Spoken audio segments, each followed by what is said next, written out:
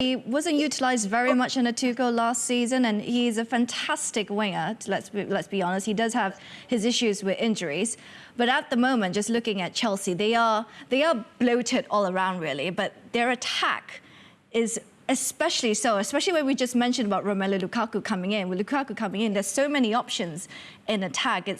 Yes, Chelsea are competing on many fronts. Yes, they have that strength of depth, but it's going to come a time where the likes of maybe Pulisic won't be happy if he's getting played as a wing-back, or Hudson-Odoi isn't happy getting played as a wing-back. But it's another task for Tuchel as well this season in terms of his man management. Last season, everyone wants to impress a new manager. This season, it's a whole different story, Frank.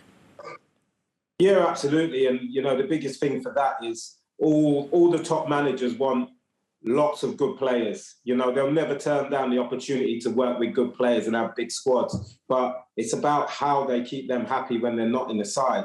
Obviously, Pulisic has got his chance and his opportunity to play today. He'd be really pleased with that. But, you know, when Lukaku comes into the team, you know, Darren touched on it earlier about will Werner play maybe out in a wider area? That might limit even more game time for Pulisic in the side as well. But, you know, he's got riches of opportunities to play whoever he wants in the wide areas, and obviously have Lukaku as the main man, and you know Mason Mount in a way kind of plays out a position playing out in those wide areas, because I'm sure he'd rather be a little bit more central. But then when you look at Kante, Jorginho, Kovacic battling for those positions, it's tough for the players, because you know, as a player, Darren will tell you, you want to play 10 and 15 games in a row to get your rhythm and stamp your authority on the season. But when you come in and out of the teams, as you have to do as a Chelsea squad member, you know, you have to hit the ground running just to get, you know, 2 games on the spin, really.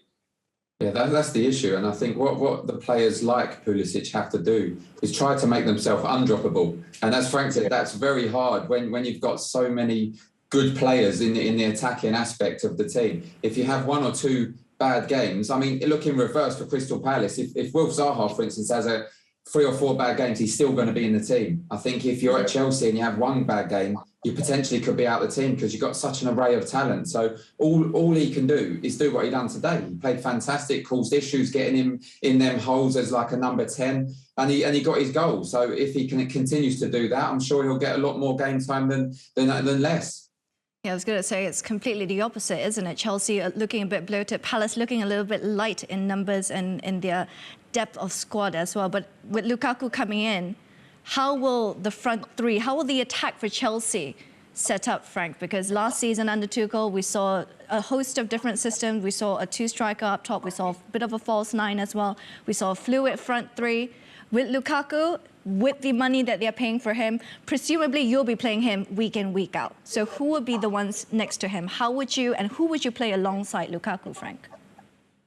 Well, you think about players that Darren's just touched on about playing to a standard that makes them undroppable. I think Mason Mount comes in that category. So I think, you know, it'd be difficult to leave Mason Mount out of that side, whether he be on the right-hand side or the left-hand side of it. And then obviously Timo Werner gives you that extra added pace that he can play in a wide area as well. But that's a difficult one to answer, to try and second guess, you know, what Thomas Tuchel sees as his strongest 11. But I'm sure that throughout the campaign, there will be lots of chops and changes. And the bigger the games, I think the more realisation we'll have as who Thomas Tuchel sees as his strongest 11.